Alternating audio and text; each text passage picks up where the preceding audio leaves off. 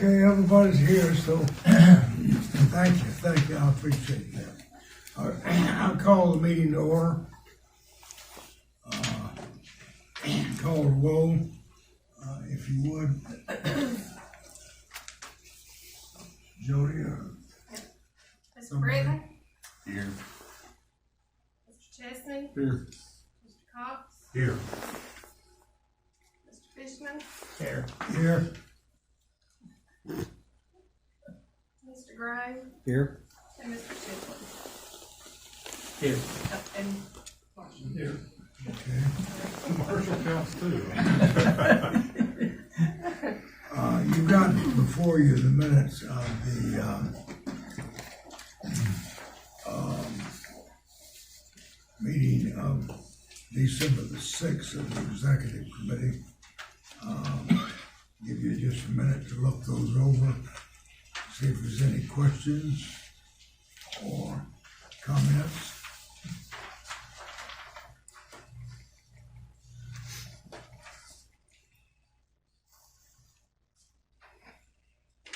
Move to approve.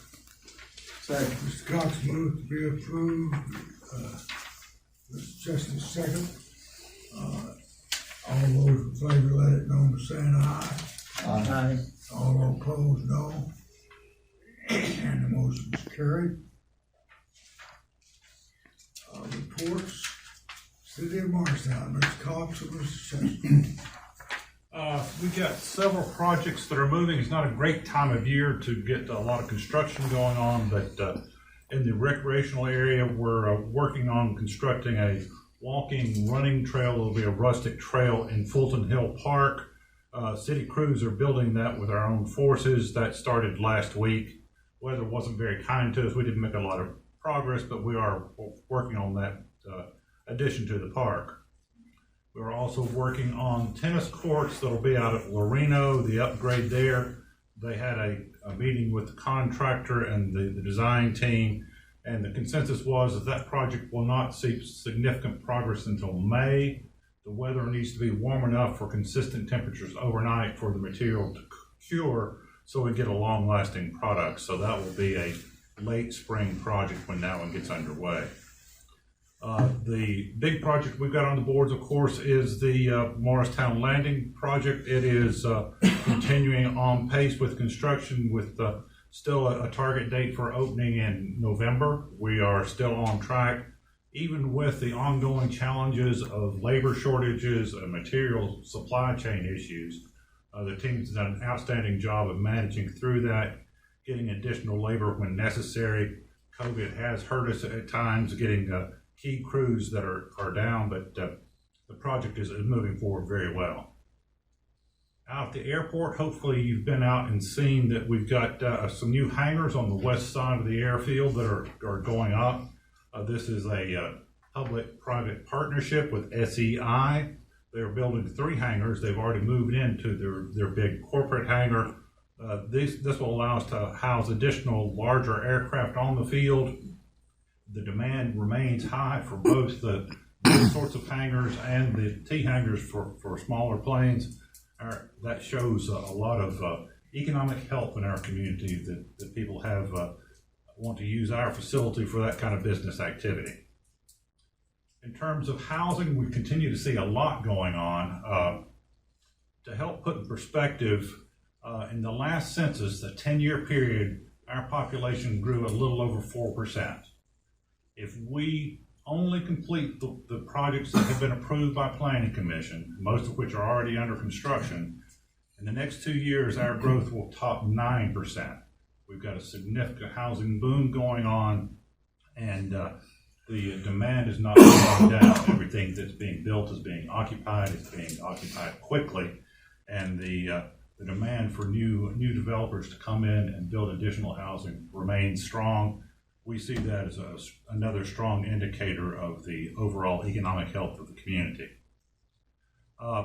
Mostly this time of year, what we do is planning for what's to come, and Council's done a lot of that. We were fortunate to finally get our long delayed retreat in a couple of weeks ago, And in that session, the big thing they accomplished was setting allocations of federal grant dollars from these recovery funds. Based on what we were currently planning, we should see major investments in public safety communications, a radio system we share with the county, water infrastructure at exit 12 that will help serve the lowland development, a few stormwater projects scattered around town, including the Maid Industrial Park. I know that we have some drainage issues there along the railroad that we're going to try and address. We're going to make an investment in our downtown to support ongoing quality events. And certainly not least of all, we are going to make a significant investment in our roads in our community. So we'll see some streets, new streets, and resurfacing the streets with those funds. Overall, we expect to see an infusion of more than $12 million in federal funds into our community, and council wants to do a good job of making sure it's properly allocated. We are working right now on our annual budget. We're working with departments at this point in time. We're just getting started, but with $12 million worth of projects on top of the things we need to do, opening the landing, it's going to be a very busy and hectic year to plan for. We're excited about where things are going, but we've got a lot of work ahead of us. And that's my report for this morning. Thank you. Tony, is there any questions anybody has? Okay, Bill Britton, report to the county. Earthworks continuing on the Justice Center project. Let's see, the timeline for our budget process will be presented to commission this month. Annual audit was released by the comptroller's office last week for fiscal year ending June 30, 2021. It was a clean audit, no findings, and strong financials. Qualifying deadline for the May 3rd primaries is Thursday, February 17th. All county offices, but the assessor, property, road superintendent, road commission will be on the ballot. And judges from Upper East Tennessee are proposing that counties use money that they received from the Endo-Pharmaceutical settlement be used to open a residential drug treatment facility at a former state prison in Carter County. And so we're waiting on that group to come back with more details. And that's it for us. That would be where? In Carter County, at a former state prison annex. Yeah, I read that story in the paper, but I never could identify exactly where I thought it was. Up around Mountain City. That's the reason I couldn't go where it was. And would, is there plans,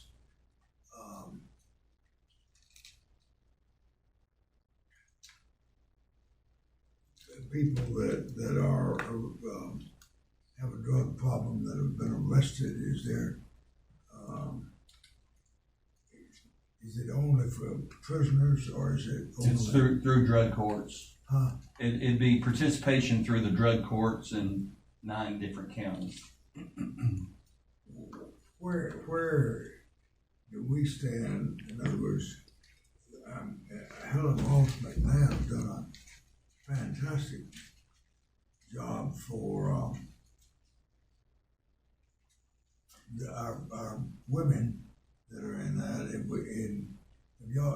Were y'all talking about doing a men's program? We are. I mean, that's the next step for us, and this would be for men. This is for men only, felons only, where we do a combination in jail to work of felons and misdemeanors. So this is a little different. So we'll have to compare ideas. The Helen Ross is a work release program, like the women. Is that their plan? They would be their plan would be a longer term treatment. It would be around 12 to 15 months, where Helen Ross is around 7. And it would be residential like Helen Ross. It would be some job skills training at a TCAT up in Elizabethton. There'd be some of that going on too. Thank you. Okay. Any other questions of Bill? Bill, you mentioned the regional effort, which reminded me, is anything happening with the East Trauma Group? Is anything going on that side over there? We are in the process of,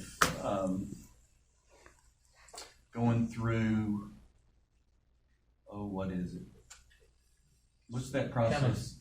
You've done the property evaluation program, you're doing site certification. Yes. Paul and Will come to visit us Friday, is that right? And we're gonna help them through the certification process, and they're applying for some grants for due diligence studies, which is the first step in that project, kind of like we did on our lots, where you get environmental, archaeological, wetlands, endangered species, surveys, kind of know what you have, resistivity testing. Right. So we went through all those steps and kind of told them, here's how you go about it. And they'll be sending out this week, opportunity to bid to engineering companies for that work. But we've told them to kind of ask the state for around $100,000 for that work, should cover it. So. I noted at the Lamptoe meeting last week that there's a road improvement project for the Agricultural Boulevard. And I'm not sure what's involved in that. I know it's on the books, and I don't know if it's tied in to the site evaluation, but it probably ought to be coordinated.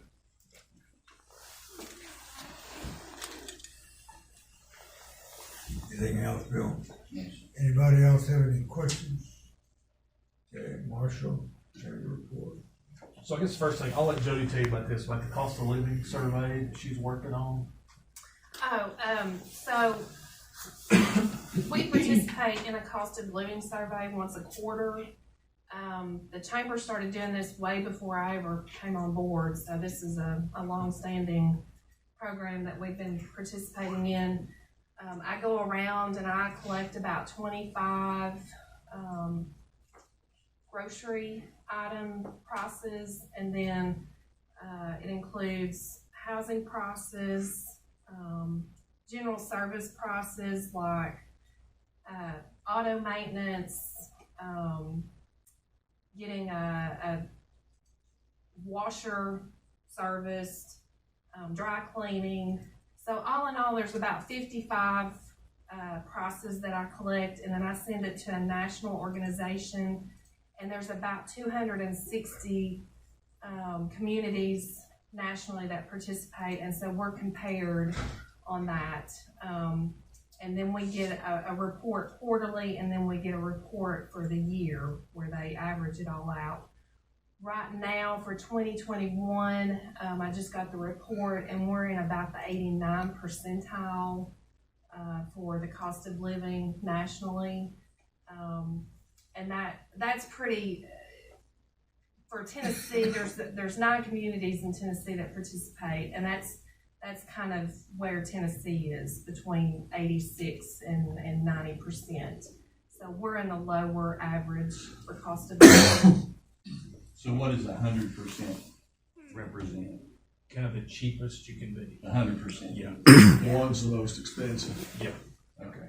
And what we do with that, so there's a link on our website where you can, if you're moving here, you can go click on, if I want to live in Anchorage, Alaska versus Morristown, Tennessee, here's the real numbers of somebody that went to the grocery store and told you those prices, or looked at the taxes, looked at all those things. Yeah, what that link will tell you is you can plug in maybe what you make in Anchorage, and then it will tell you what you need to make here to live comparably. Yeah. So it's basically what we tell the public all the time that they don't believe.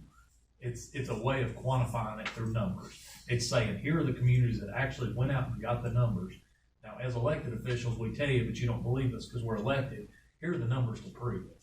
So it's a good, to show that we're almost as cheap as it gets for the services we get in our community. You look at our surrounding communities, and you're taking your trash to driving it miles away to dump sites, and here they're picking it up at your front door, and you're still the cheapest in the state. I mean, it kind of tells you all those things we already know, but it's good when people are looking to move to this community, all the housing that's going on. There's a reason those people are finding us, and it's tools like that. Is there a link that those of us who are not believed can cite as a reference? It's on the chamber website. You can go to selectmorristown10.com and go to quality of living, and it's at the bottom of the page. What was that first one you said? Select MorristownTN.com.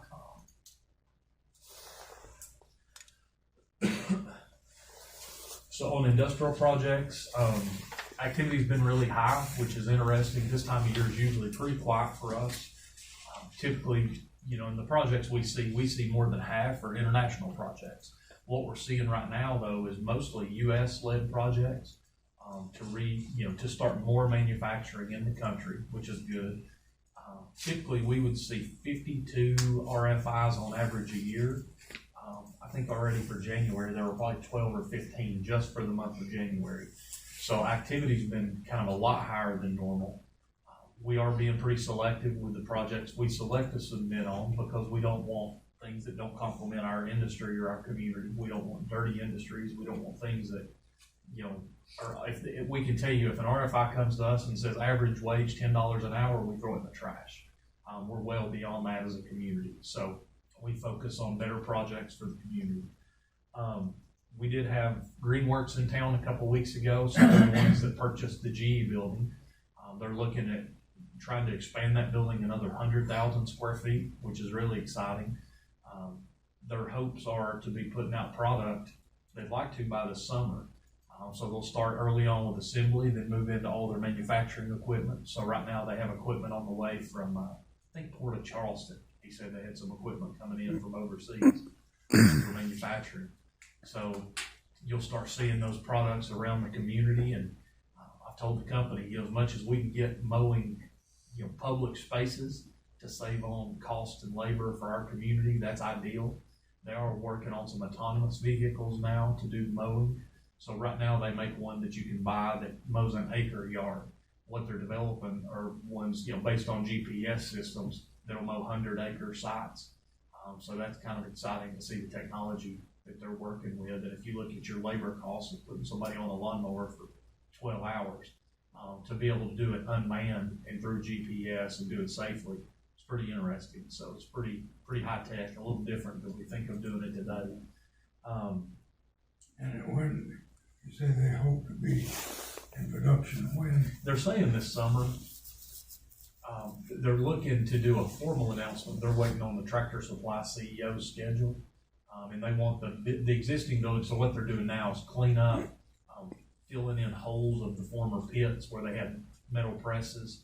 So they're doing the cleanup on the existing building, staging equipment, ready to move it in. And I think probably this summer is when we'll do a formal kind of get together there, say a ribbon cutting, once the Tractor Supply CEO can come and they get their whole group together. So that'll be good. And they're looking at a couple hundred jobs. So that Is there room on that site of GE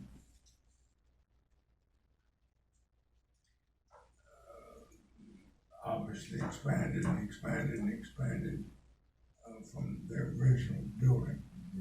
How many square feet on that building now? 180, 180. 180? Yeah.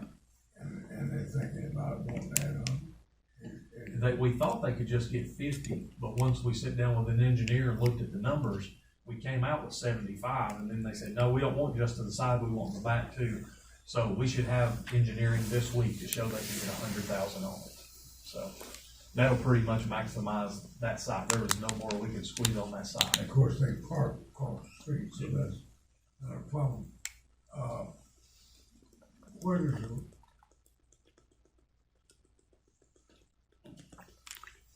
the railroad go behind that building? It does. Where does it go when it goes behind that building? It goes on to Lear.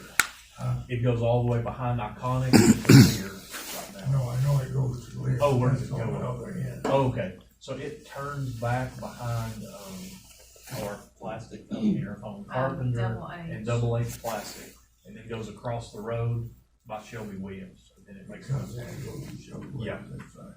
Yeah. Is that used? Lear was using it.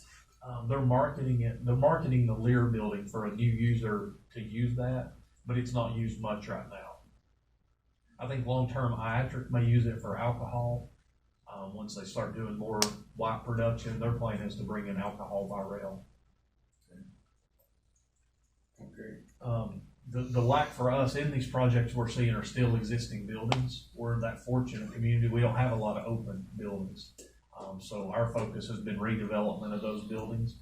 So, we still get a lot of asks for 200,000 to 400,000 square feet buildings, which if you were to start to build it today, right now with steel delays, you're a year and a half out of completing one of those. So who knows what the market's gonna be in a year and a half. So it's kind of making developers nervous about building large buildings. But we are short on that.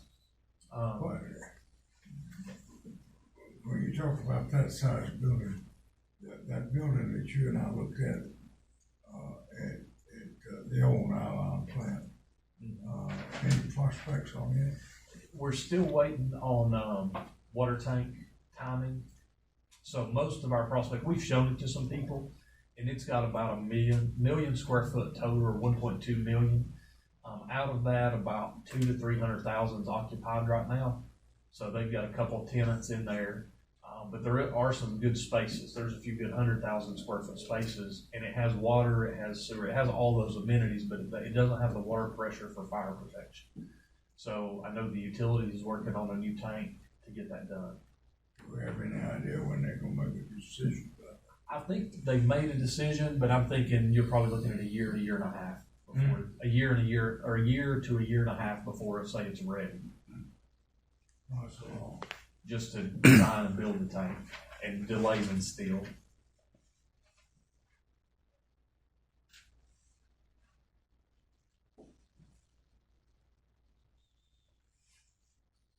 So I would say in the next month, we've been shortlisted on a couple of those projects I talked about. We'll probably have a couple of visits in the next few months. So mainly those lookers are at lot 10 and lot 12, which is a 30-acre lot and an 85-acre lot. So I'd say we'll have a few visits. We'll see how they go. And, are they projected to start the Bellwood project? So all the approvals are done. It has to go to legal, so they're waiting on the lawyers to finish the finance and development agreement. Once that's done, they can start whenever. So I would say by spring. A few of the potential tenants have called us and would like to be open by next spring. So they'll have to get going pretty soon. Where's that? The new TIF project on the west side of town. Near the what? The new TIF project on the west side of town, near Walmart. Bellwood Farms, I think is Yeah. what they're calling it. Yeah. Yeah, they're moving. We're looking at some concept plans now, so it's, I think they are very serious. We do need to get the final financing documents approved. Are you hearing anything on the bus factory? They're saying just delayed, just due to demand right now. Nobody's riding buses, so on an average year, they would ship 600 buses to the US. Last year, they shipped 22. So I'd say it'll be a few years is my bet. Marshall, I've lost track. They've been growing steadily and quietly. Kind of, where do they stand? We've met with a few of their corporate, they have some new management in place locally. So they are, I couldn't tell you the jobs, they're adding 3 or 4 more lines right now. They're still certifying their process for the alcohol, I guess, where you use the alcohol. They went from a point of doing restaurant clean wipes, like you'd get at, say, a Red Lobster, that can clean your hands and your mouth, to a hospital grade, which is a higher quality. So they're in that certification process, which I know the piece of equipment they had for that was like $2 million. And that was just something to purify the water even further. Because they basically said if you took distilled water, that it still wasn't clean enough, what we buy off the shelf. So it's a pretty interesting kind of process they go through, but there's lots of certifications, I guess, they get from the healthcare industry to say these wipes are medical grade. So that's where they're at now. I think they're still looking at other suppliers that we could work on locally for some of the packaging. So we've talked to a couple people that do that and hope to get that further along as well on the packaging. Any other questions of Marshall? Okay. Any other business come forward executive committee this morning? Anyone? Any questions? Not, Chair will entertain a motion to adjourn. So moved. Mr. Cheston moved. You second, Mr. Britton second. All those in favor of that number, say aye. Motion carried, we are adjourned.